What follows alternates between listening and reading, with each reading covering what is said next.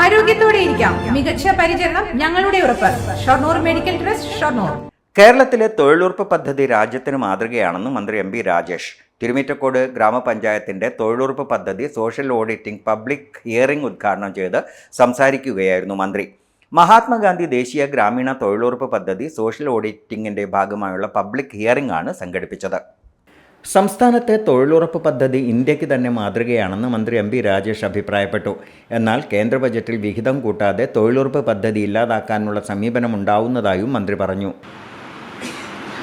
തൊഴിലുറപ്പ് പദ്ധതിയുടെ നടത്തിപ്പിന്റെ 9 മാനദണ്ഡങ്ങൾ എടുത്താൽ 4 ഇന്ത്യയിൽ ഒന്നാമത് കേരളമാണ്. ബാക്കി 5 രണ്ടാമതാണ് കേരളം. ഇന്ത്യയിൽ ഏറ്റവും മികച്ച നിലയിൽ ഈ പദ്ധതി നടപ്പാക്കുന്ന സംസ്ഥാനമാണ് കേരളം.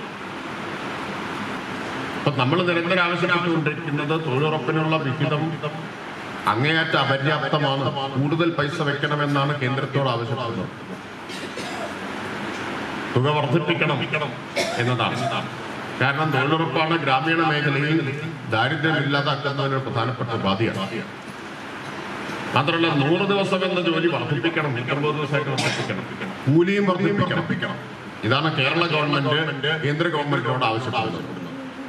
ഉഷ അധ്യക്ഷത വഹിച്ചു. തിരുമിറ്റക്കോട് ഗ്രാമപഞ്ചായത്ത് president T. Suhara, vice president CM Manomohanan, ജില്ലാ പഞ്ചായത്ത് അംഗം അനു വിനോദ് തുടങ്ങിയവർ പങ്കെടുത്തു.